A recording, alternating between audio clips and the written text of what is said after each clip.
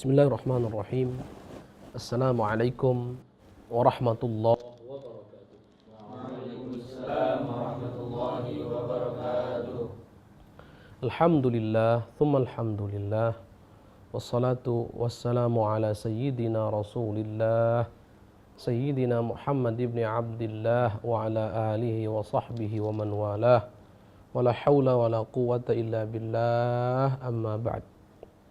Anak-anakku sekalian, para santri, kaifa halukum? Alhamdulillah bi khairin wa afiyah bi barakati du'aikum. Taib, madza darsuna al-an?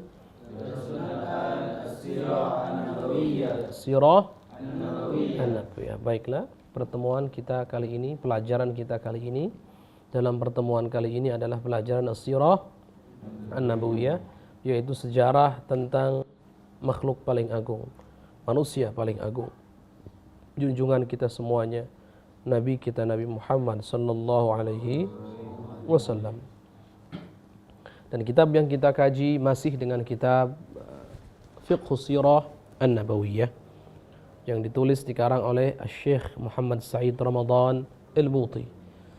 Pada pertemuan terakhir kita, pertemuan yang lalu, kita telah sama-sama membahas, sama-sama mengetahui bahwa setiap orang yang berkomitmen hanya akan membahas sisi-sisi kehidupan Rasulullah SAW dari sisi-sisi manusiawinya saja, yang menjauhkan dari identitas utama beliau sebagai Nabi dan Rasul, maka orang ini akan menemukan teka-teki atau permasalahan yang tidak akan ada jawabannya, yang rumit, yang terkunci, yang tidak ada jalan keluar untuknya.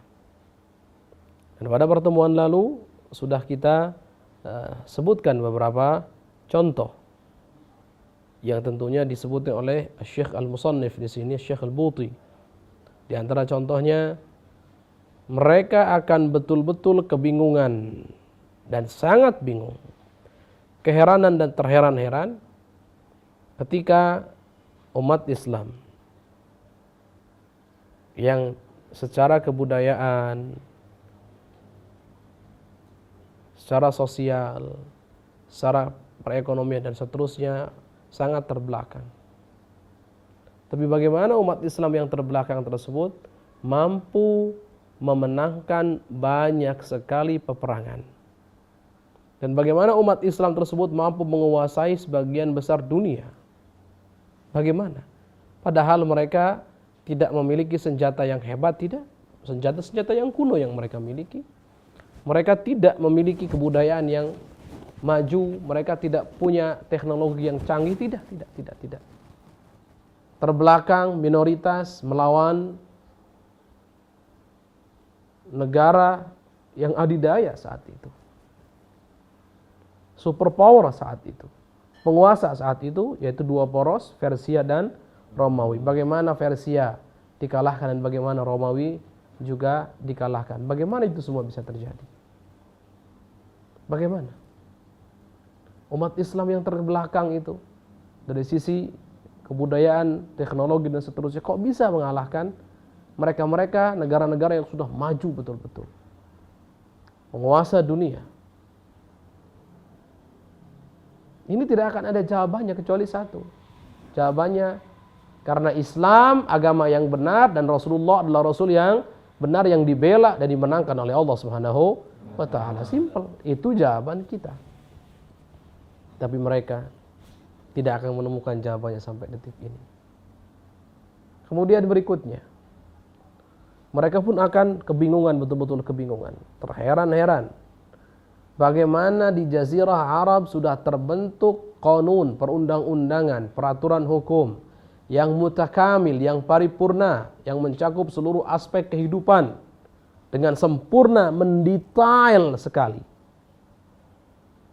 Sedangkan bangsa Arab saat itu sangat keterbelakang, sangat terbelakang, sangat tertinggal. Dan kaidahnya, padahal kita punya kaidah. Para ahli di bidang ini menyatakan tidak mungkin akan terbentuk satu perundang-undangan yang sempurna, melainkan perundang-undangan hukum yang sempurna tersebut pasti berasal dari kematangan, buah kematangan dari peradaban, dari kebudayaan, dari pendidikan, keilmuan yang maju semuanya. Tidak mungkin akan tercipta, ini secara adat tentunya, secara hukum alam tentunya.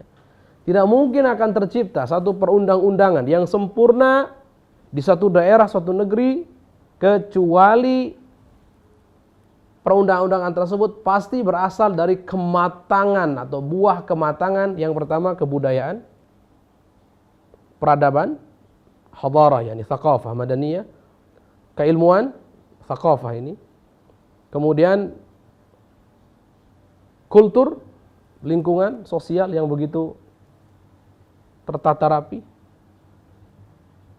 pendidikan dan seterusnya. Kalau semua sisi-sisi ini matang, maju, maka perundang-undangan pun akan semakin sempurna. Nah, pertanyaannya, bangsa Arab itu nggak punya semua itu kok. Tidak keilmuan, tertinggal jauh. Kita tahu bangsa Arab yang bisa nulis, bisa baca sedikit. Gimana keilmuannya mau maju saat itu? Terhitung jari yang bisa nulis, yang bisa baca. Gimana bisa maju? Kebudayaannya masih sangat primitif. Peradaban yang kacau balau, luar biasa. Dan seterusnya. Intinya dalam semua aspek down, di bawah betul. Itu bangsa Arab. Tapi gimana kok bisa tercipta perundang-undangan yang sempurna? Dalam hal inilah syariat Islam. Kok bisa? Sedangkan kita begini saja, negara kita sendiri, sudah disampaikan pada pertemuan lalu, negara kita sendiri sampai detik ini belum bisa dikatakan sempurna. Kenapa? Buktinya masih revisi lagi, disempurnakan lagi. Tanda bahwasanya belum sempurna kalau masih harus disempurnakan. Simple sudah. Tapi agama Islam tidak ada lagi istilah sempurna dan sempurna, sudah cukup. Tidak ada disempurnakan, sudah tidak ada. Karena sudah sangat sempurna. Indah. Itu syariat Islam. Dan indahnya lagi ini akan abadi sampai akhir zaman nanti. Indahnya lagi akan sangat cocok dalam setiap masa dan kesempatan. Ini syariat Islam. Itu tanda kesempurnaannya. Ini muncul dari mana kalau gitu? Kebudayaan, peradaban, kultur. Dari mana? Dari pendidikan, keilmuan yang maju, teknologi yang maju. Tidak ada nol semuanya. Jawabannya hanya satu.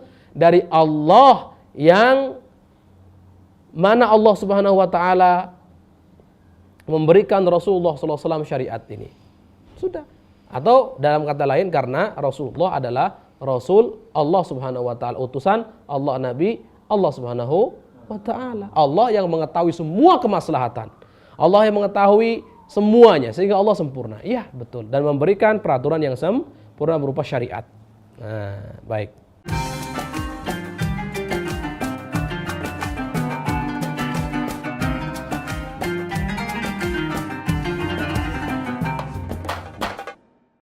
Ingin tambah ilmu dan wawasan Islam meskipun di rumah aja?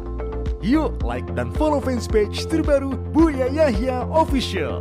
Sebar seluas-luasnya agar semakin banyak yang mendapatkan manfaatnya.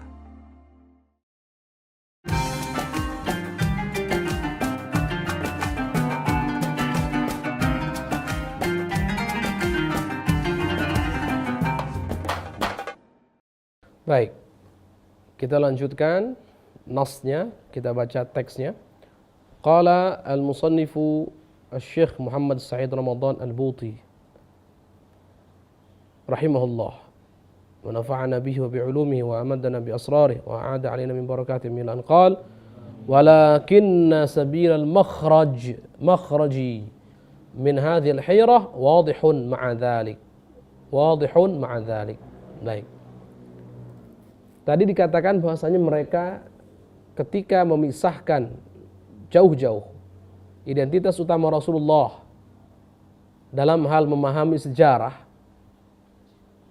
dan mereka hanya fokus memperhatikan sisi-sisi kemanusiaan Rasulullah saja, maka mereka akan menemukan teka-teki yang terkunci, tidak ada jawabannya.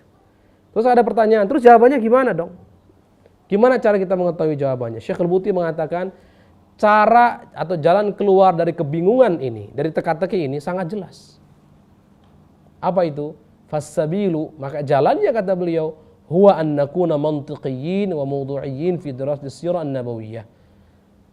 Jalan satu-satunya adalah kita menjadi orang yang rasional dan objektif dalam mempelajari sejarah kehidupan Nabi Muhammad sallallahu alaihi wasallam. Itu jalannya. Jadi caranya gimana? Mantiqiyyin dong, rasional dong. Mana akalnya? Gunakan akalmu. Objektif dong, jangan subjektif. Kita harus objektif, jangan subjektif. Mantiqiyyin, mawdu'iyyin harus begitu. Jadi jawabannya mantiqiyyin dan mawdu'iyyin. Kita harus jadi orang yang mantiqiyyin.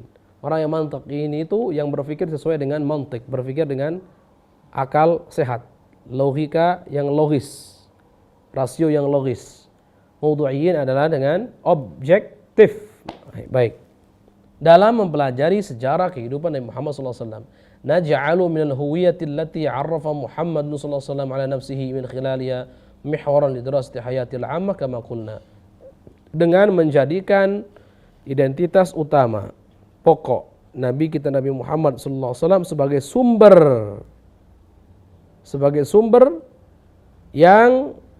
sumber untuk kita pelajari kehidupan secara umum, kehidupan Nabi Muhammad sallallahu alaihi wasallam. Jadi gini, kalau kita katakan kehidupan umum Rasulullah sallallahu alaihi wasallam, maka banyak sisi-sisinya, banyak faktor, banyak aspek-aspeknya.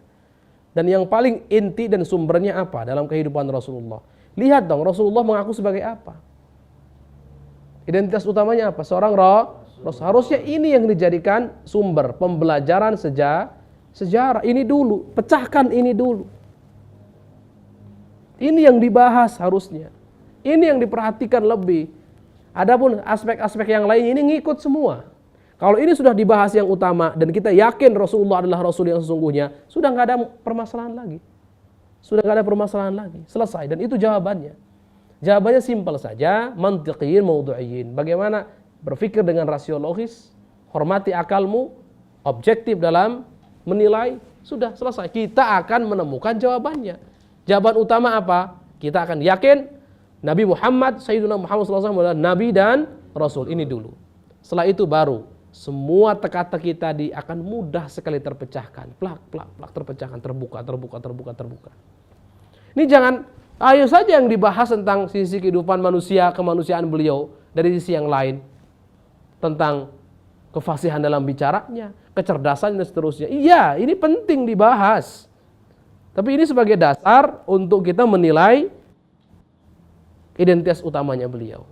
Untuk meyakinkan kita identitas utamanya beliau seorang Nabi dan Rasul. Ini dulu pecahkan ini.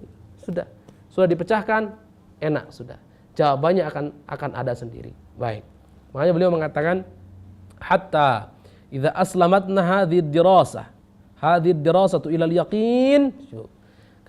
Sehingga kata beliau ketika kita mempelajari sejarah ini dan sejarah ini memberikan kita keyakinan bi annahu nabiyyun mursal, bahwa sesungguhnya Sayyidina Muhammad SAW adalah nabi yang diutus min qibalillahi azza wa jalla, dari Allah Subhanahu wa taala. Nah, lihat. Aslamatna nubuwatuhu bidawriha il makhraj min al-hirah wal wuquf ala sir binisbah li hadil alghaz.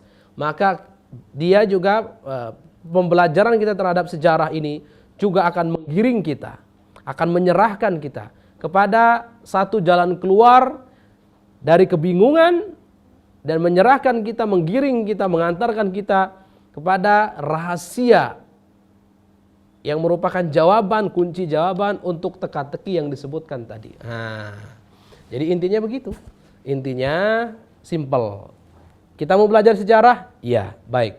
Sekarang kita tahu sejarah siapa yang kita pelajari? Sejarah Sayyiduna Muhammad. Baik, identitas utama Rasulullah apa? Sebagai seorang Nabi dan Rasul. Baik, yuk kita pelajari.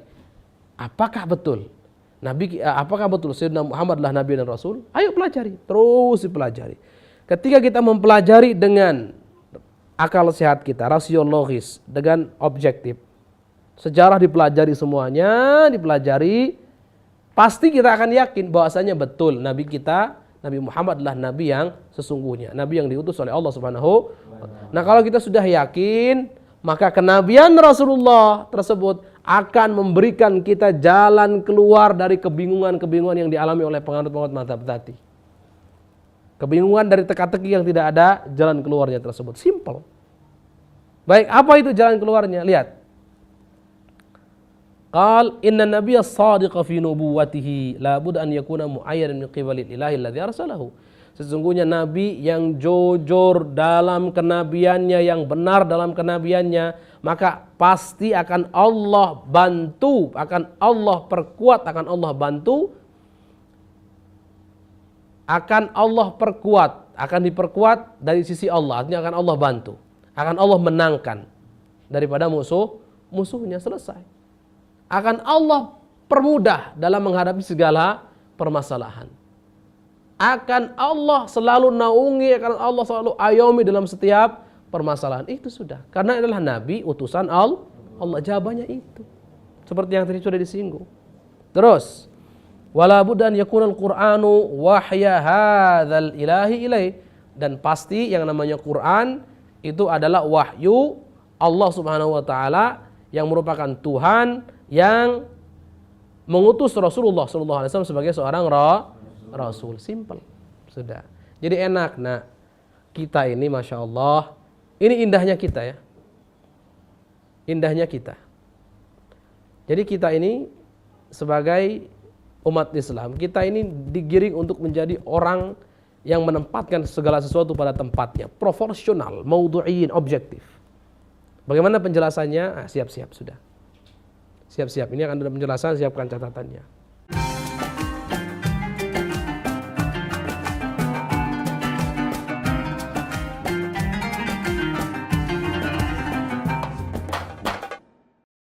Ingin mendapatkan kumpulan lengkap seputar Tanya Jawab bersama Buya Yahya? Dapatkan segera buku Buya Yahya Menjawab, berisikan kumpulan tanya jawab seputar problematika umat yang dikemas secara jelas, lugas, dan ringkas.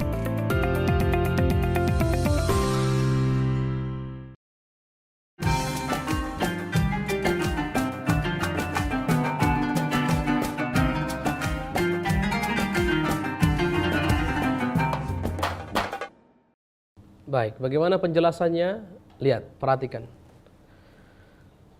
Sebagai seorang muslim yang yakin dengan seyakin-yakinnya terhadap kenabian Nabi Muhammad SAW, beliau adalah nabi dan rasul, yakin bahwasanya Quran itu adalah kalamullah, maka kita perhatikan, secara otomatis akan digiring untuk menjadi orang yang ikut ilmu, ikut fakta, ikut realita.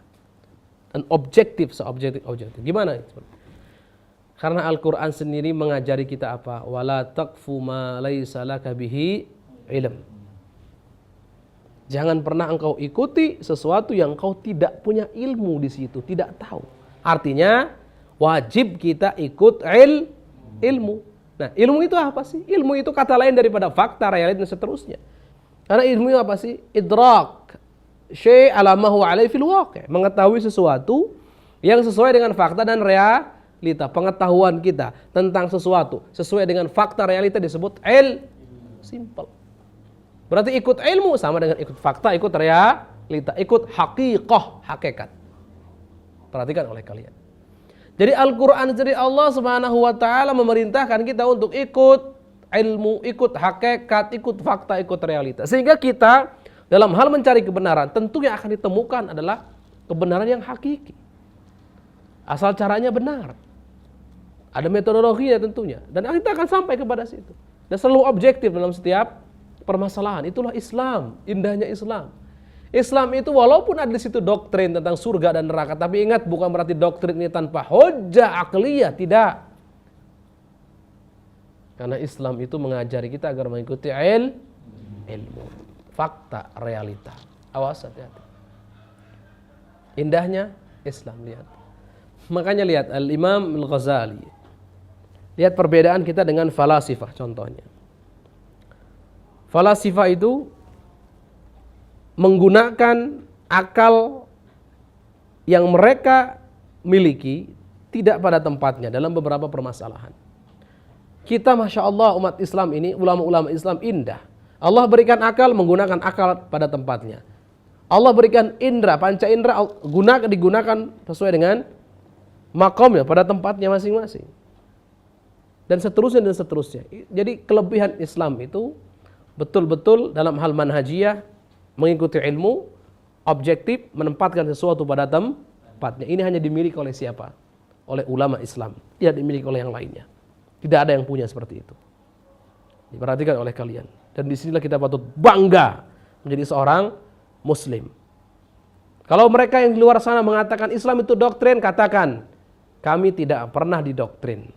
Kami hanya diberitahu tentang fakta yang real dan itulah hakikat. Sudah selesai. Adapun Anda ketika mengatakan doktrin, sesungguhnya Anda yang sedang mendoktrin. Indahnya Islam di situ. Lihat perbedaan kita dengan falasifah tadi itu dalam hal akal. Mereka diberikan akal. Kudama falasifah, Aristo, Sokrat dan yang lainnya. Itu mengakui adanya Allah. Lebih tepatnya adanya pencipta yang tunggal. Konsep ketuhanan sama dengan kita, betul tidak?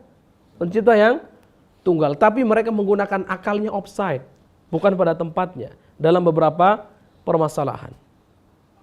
Sehingga tetap hukumnya nanti pada akhirnya mereka-mereka yang menggunakan akalnya tidak pada tempatnya, ini yang dikhawatirkan adalah terjerumus pada kesesatan dan seterusnya.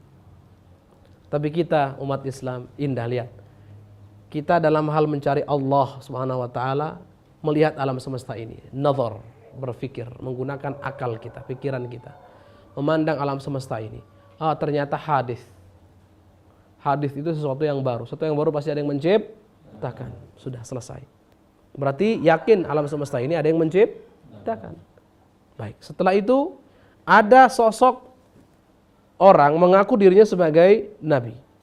Siapa? Muhammad ibn Abdullah. Mari kita cari faktanya. Apakah betul beliau nabi? Ternyata setelah ditelusuri dengan metodologi ilmiah, dengan keinsafan, dengan objektivitas yang tinggi, dengan mengikuti fakta, realita, kita sangat yakin beliau adalah nabi dan rasul. Kalau sudah yakin beliau nabi dan rasul, tinggal ngikuti saja. Apa kata beliau, apa yang diperintahkan, apa yang dilarang kita ikut. Selesai. Jadi akal kita membimbing kita tentang adanya Allah dan membimbing kita bahwasanya Nabi Muhammad adalah utusan Allah dengan akal kita yang Allah berikan ini. Setelah itu sudah kita ikut Nabi Muhammad SAW. Sudah selesai. Indah kita itu. Indah kita itu. Jadi jangan dikira itu doktrin belaka. Tidak. Awas. Dalam ilmu akidah tidak boleh ada doktrin. Harus betul-betul diketahui dengan yakin dengan dalil. Awas, hati-hati. Kalian sudah belajar itu tentunya. Oleh karenanya inilah hal yang patut kita berbangga dan bersyukur kepada Allah Subhanahu wa taala yang telah menjadikan kita sebagai umatnya Nabi Muhammad sallallahu alaihi wasallam, yang mana Al-Qur'an sendiri memerintahkan kita untuk mengikuti ilmu. Rasulullah bagaimana? Jangan tanya. Rasulullah dalam banyak hadisnya beliau menyebutkan bagaimana pentingnya ilmu, bagaimana keutamaan ilmu dan seterusnya. Banyak sekali hadisnya. Banyak sekali. Man kharaja fi talabil ilm fa huwa fi sabilillah. Allah yang keluar menuntut ilmu maka dia di jalan Allah. Man salaka tariqan yaltamisu fi ilman, barang siapa yang menempuh jalan yang mana jalan tersebut dia mencari ilmu, mengharapkan ilmu, sahalallahu lahu bihi tariqan ilal jannah, akan Allah mudahkan. Lihat motivasi ini yang indah. Ilmu mencari fakta, sudah gitu diberikan pahala Allah. Kalau ada agama yang menghimbau, memerintahkan penganutnya, pemeluknya untuk berpegang teguh kepada ilmu, tidak ada lain selain Islam. Makanya Islam tidak akan mungkin bertentangan dengan yang namanya ilmu pengetahuan. Katakan pada mereka yang selalu menggembor-gemborkan propaganda itu, kalian semua adalah pendusta. Kenapa?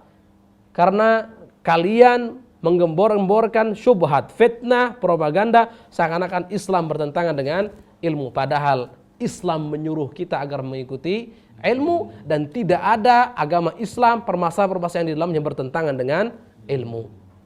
Agama lain iya bertentangan dengan ilmu, tapi Islam sejalan. Karena ilmu adalah realita dan fakta, maka agama Islam yang benar berarti harus sesuai dengan fakta, maka beriringan. Tidak pernah bertentangan sedikit pun. Tidak ada pertentangan antara ilmu dengan agama Islam. Harus ada catat Islam. Selain agama Islam, pertentangan yang ada, dan itu nyata. Baik, insyaallah pada kesempatan kali ini kita akhiri terlebih dahulu pelajaran kita. Semoga Allah Subhanahu wa taala memberikan kita semua ilmu yang bermanfaat, yang bisa mengantarkan kita kepada keridhaan Allah Subhanahu wa taala, keridhaan Rasulullah sallallahu alaihi wasallam. Ala hadhihi niyyah wa ala kulli niyatin shalihah. Al-Fatihah.